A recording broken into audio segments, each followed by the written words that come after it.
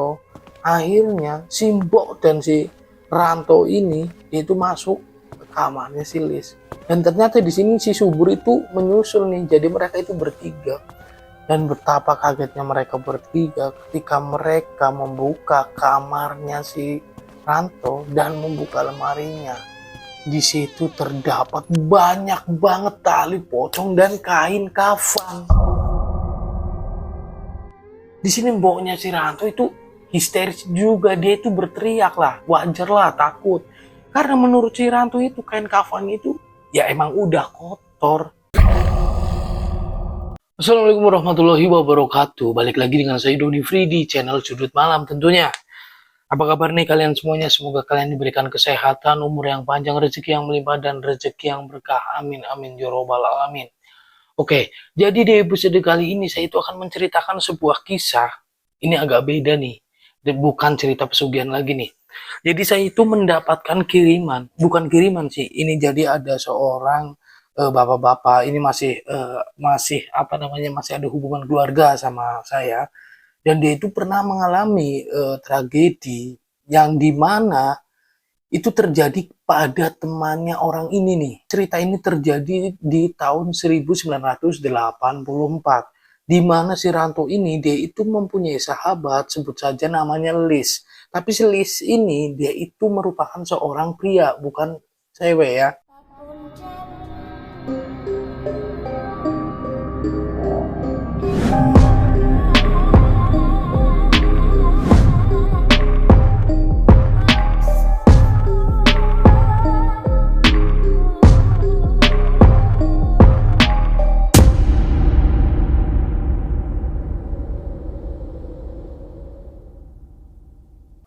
Oke, jadi menurut si Ranto, Lis ini dia itu punya sifat yang aneh gitu loh. Dia itu beda sama orang-orang atau sama teman-teman lainnya. Pada saat itu si Lis dan si Ranto ini itu masih berusia sekitar 20 tahun. Masih terbilang muda tuh pada tahun 1984. Nah di sini si Ranto ini menceritakan bahwasannya si Lis ini dia itu jarang keluar dari rumahnya. Jadi dia itu seperti kalau anak zaman sekarang mengatakan dia itu introvert. Jadi si Lis ini lebih banyak menghabiskan waktu di rumahnya. Tentu saja itu membentengi dia berhubungan dengan teman-teman lainnya. Nah di sini hanya si Ranto inilah yang mau mendatangi rumahnya Lis, mau bermain dengan Lis gitulah. Nah, si Ranto ini bukan hanya 1 atau 2 kali nginap di tempatnya si Lis nih. Di situ si Lis itu posisi pada saat itu memang sudah menjadi anak yatim karena dia itu sudah tidak memiliki seorang bapak gitu. Nah, pada malam hari ini si Ranto itu awalnya ya dia mikir bahwa si Lis ya nggak aneh, emang banyak orang yang ngomong si Lis ini aneh karena mereka itu nggak kenal secara mendalam mengenai si Lis tersebut gitu menurut si Ranto. Tetapi pernah nih pada suatu ketika pada malam Jumat Kliwon nih, si Ranto ini nggak pulang nih, dia nginep di tempatnya Lis. Tapi di tengah malam dia itu terbangun dan dia itu melihat si Lis itu sedang kayak latihan silat gitu loh. Dan itu pun posisinya dia itu latihan di luar rumah, bukan di dalam rumah. Akhirnya di situ si Ranto itu karena dia itu penasaran, dia ngintip. Di sana dia itu melihat bener-bener si Lis ini dia itu seperti ya kayak main jurus gitulah, pemperagaan seperti silat gitulah. Nah di sini emang diceritakan oleh si Ranto, si Lis memang itu suka banget dengan seni bela diri gitu. Tetapi yang membuat si Ranto heran, si Lis ini tidak pernah berlatih pencak silat dan lain sebagainya. Jangankan dia berlatih pencak silat ya, keluar rumah saja dia itu bisa dikatakan jarang. Pokoknya kesehariannya dia itu hanya pergi ke kebun, pulang ke rumah gitu terus. Nah di sini menurut si Ranto gerakannya si Lis pun ini pun tidak seperti gerakan asal-asalan. Jadi benar dia tuh bisa main kuda-kuda, bisa tendang, bisa nangkis dan lain sebagainya gitu. Nah setelah setengah jam nih si Ranto itu ngelihat si Lis sedang latihan silat, tiba-tiba saja nih si Ranto itu kaget karena pada saat si Lis itu berhenti dia itu langsung duduk dan dia itu seperti orang sedang meditasi. Nah di sini dia juga menyaksikan bahwasannya si Lis ini, temannya si Ranto ini, dia itu seperti berkomunikasi. Jadi seperti orang ngobrol gitu loh. Si Ranto mendengar dengan jelas. Nah di sini Ranto bingung kan. Posisi si Lis itu pada saat itu tuh dia itu sendirian. Kok dia ngobrol? Sejak malam itulah si Ranto ini jadi takut nih sama si Lis.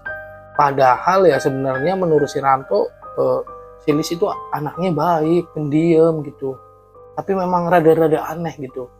Dan di suatu ketika, si Ranto ini sudah tidak sering lagi nih main ke tempatnya si Lis. Dan di suatu ketika nih, ketika si Ranto ini sedang terduduk di depan rumahnya atau di terasnya, dia itu melihat pada saat itu udah malam gitu kan. Dia itu melihat sosok seorang pria itu berjalan. Dan si Ranto ini benar-benar mengenali nih.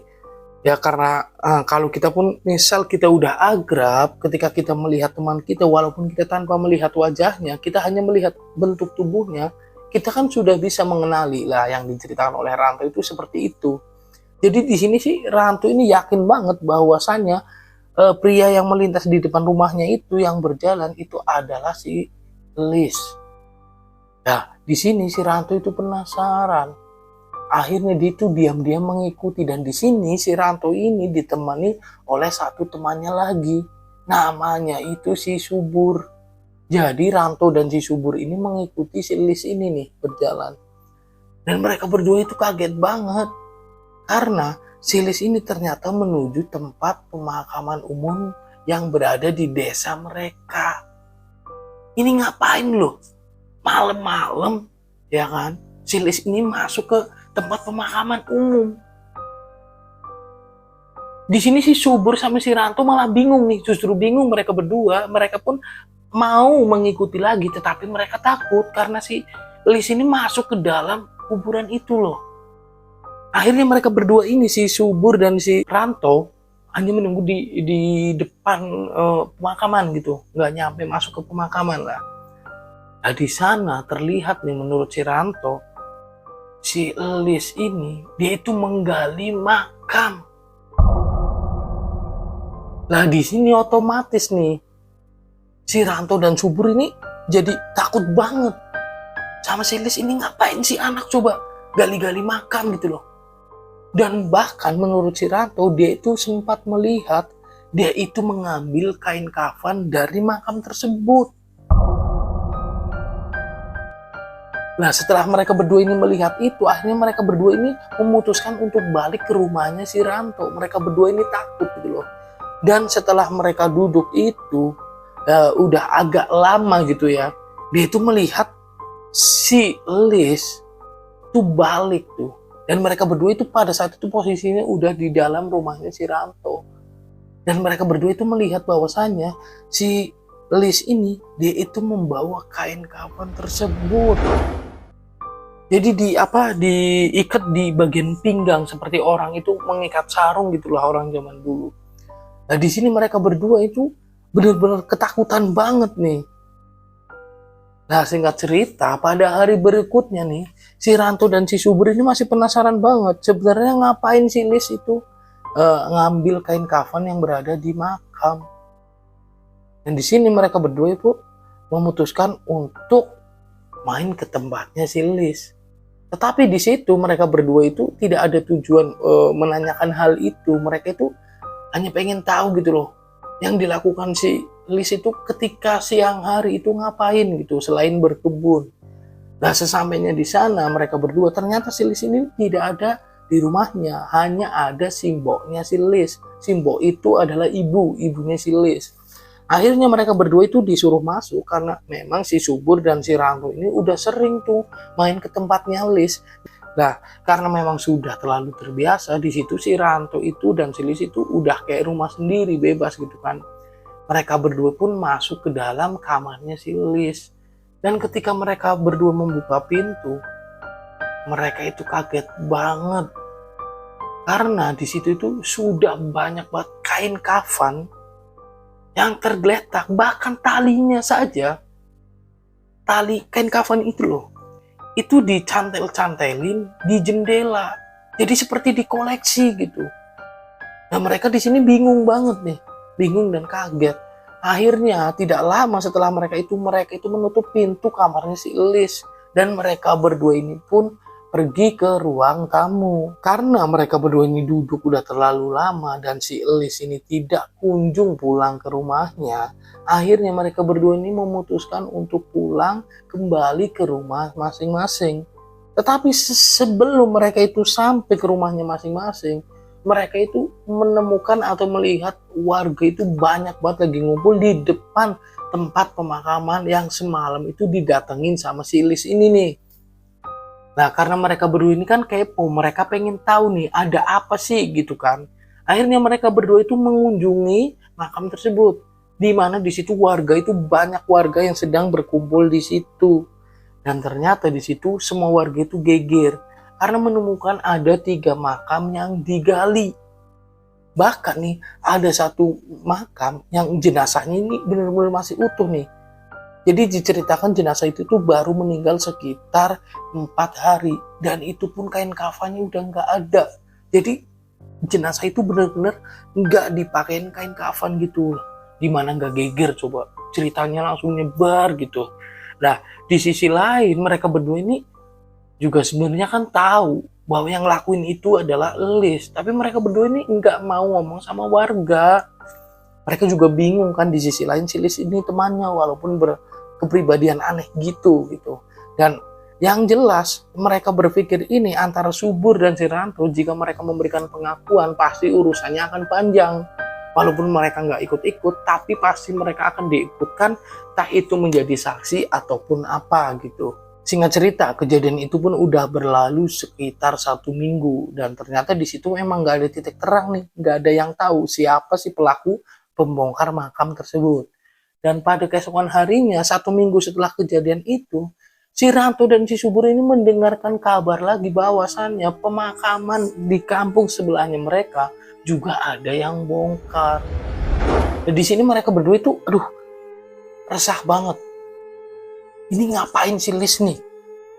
Akhirnya dengan dia itu kayak penasaran. Di sisi lain si Lis ini temannya, dia itu pengen tahu juga ngapain si Lis ngambilin kayak gitu buat apaan gitu. Akhirnya pada malam harinya tuh, pada hari itu mereka berdua itu mengunjungi rumah si Lis. Dan di situ si Lis emang lagi berada di rumahnya di dalam kamar. Dan ketika mereka berdua masuk, itu mereka berdua itu sudah tidak melihat ada kain kafan dan lain sebagainya. Jadi kamarnya itu udah bersih gitulah. Nah di sini si Ranto ini akhirnya memberanikan diri buat tanya sih sama si Lis. Lis, maaf nih sebelumnya. Aku kemarin tuh pada saat malam Jumat, aku tuh lagi duduk sama si Subur di depan rumah. Aku ngeliat kamu jalan ke makam, arah makam gitu. Nah pada keesokan harinya ada kabar bahwasannya makam itu dibongkar. Itu ada 3 kuburan yang dibongkar. Dan aku juga tahu pada saat kamu pulang kamu membawa kain kafan itu. Di sini si Lis ini ekspresi wajahnya itu jadi kelihatan gugup, panik gitu. Tetapi di sini si Lis juga menjawab, Pur, tok, aku mohon ya mbak kowe, jangan ngomong sama orang. Iya memang itu aku yang membongkar makamnya. Nah di sini langsung dipotong nih sama si Subur. Nah Lis, kamu bongkar makam buat apa? Kamu ngambilin kain kafan itu buat apa? Jadi sebenarnya gini Bur, tok, aku itu lagi melatih ilmu kanuragan. Dan menurut guruku, aku itu harus mengumpulkan banyak kain kafan. Jadi nantinya jika sudah banyak kain kafan yang terkumpul, ilmu kanuragan aku itu akan semakin tinggi. Di sini si Ranto bingung nih, dia menanyakan, memang gurunya si Lis ini siapa? Tetapi di situ si Lis ini tidak menjawab, dia hanya menjawab gurunya dia itu bukan orang sini. Bahkan gak ada lagi yang berguru sama dia selain dirinya atau selain si Lis ini. Nah di sini akhirnya mereka bertiga ini diam nih. Tapi nggak lama setelah itu si Lis ini ketawa sendiri. Otomatis si Ranto dan si Subur ini jadi kaget gitu loh. Ketawa tuh si Lis tuh, bener-bener ketawa. Bahkan di situ ada beberapa kalimat yang keluar dari mulutnya si Lis. Si Lis ini mengatakan, tetapi menurut si Ranto itu, dia itu tidak memahami bahasa itu. Dia itu menggunakan bahasa Jawa, tetapi bukan bahasa Jawa yang digunakan oleh orang-orang dalam percakapan sehari-hari gitu loh. Jadi kayak Jawa apalah kuno gitu. Nah, di sini karena mereka berdua ini takut, mereka berdua ini langsung pergi. Dan ketika mereka berdua itu baru keluar dari kamarnya si Lis ini tertawanya itu semakin keras. Ini membuat si Subur dan si Ranto semakin takut. Nah, 3 hari setelah kejadian itu, si Ranto dan si Subur ini kayak masih takut gitu loh. Dia tuh nggak berani main ke rumahnya si Lis. Nah, tiba-tiba saja si Lis ini yang menghampiri rumahnya mereka berdua. Jadi si Lis ini datang ke rumahnya si Ranto dan ke rumahnya si Subur gitu, bergantian. Lah di sini si Ranto itu bercerita bahwasannya si Subur ini sempat dicekek oleh si Lis.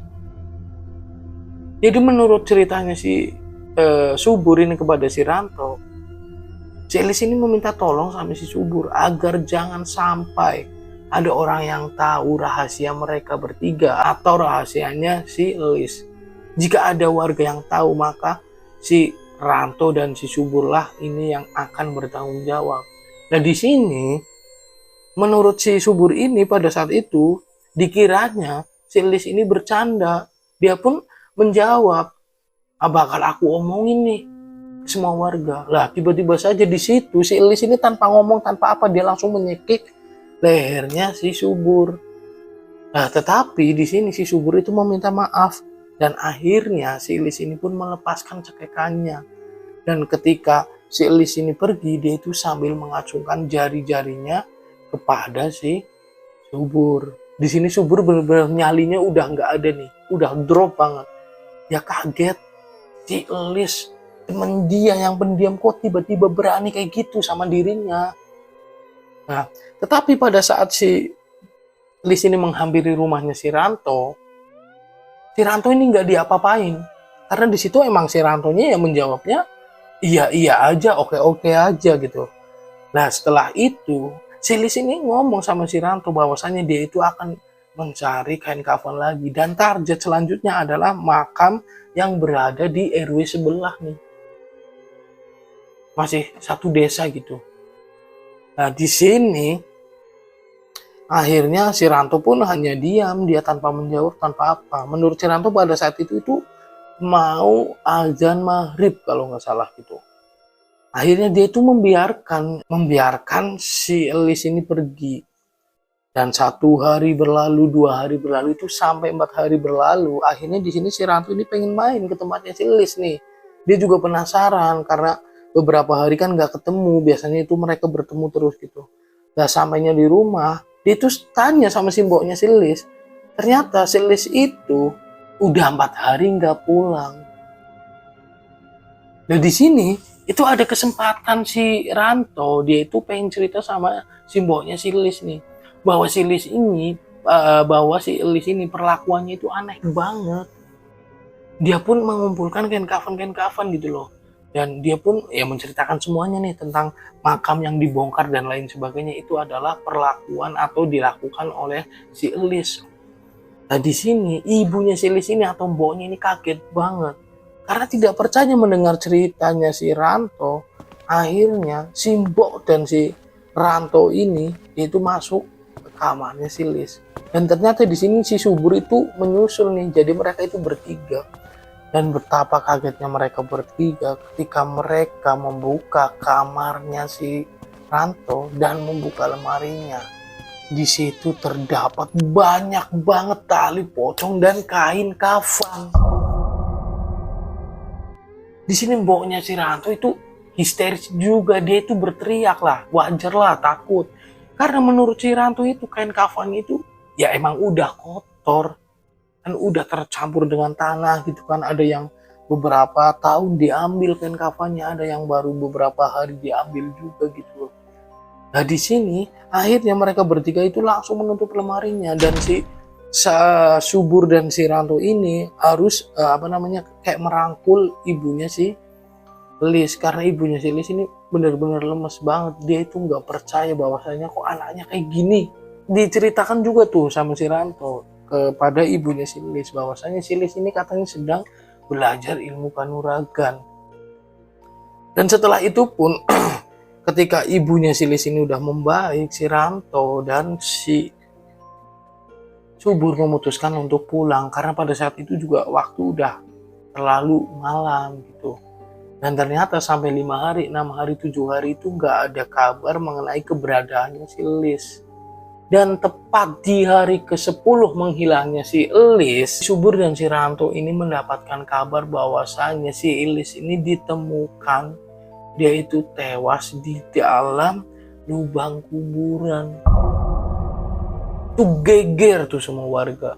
Dan di sini ibunya si Lis ini belum tahu bahwa anaknya sudah ditemukan dalam keadaan meninggal dunia gitu loh. Akhirnya si Subur dan si Ranto pun langsung menuju tempat di mana si Lis ini ditemukan, dan di situ si Lis itu benar-benar nih. Jadi tali pocong itu kayak apa ya, mengikat di lehernya si Lis sendiri. Dan di sini warga juga bingung nih. Kok bisa? Masa iya sih si Lis ini bunuh diri dengan mengikatkan tali pocong ke lehernya? Itu nggak mungkin banget lah. Di sini akhirnya fokus ke pembongkaran kuburan itu udah menepis nih. Akhirnya berita mengenai si Lis ini pun tersebar begitu luas.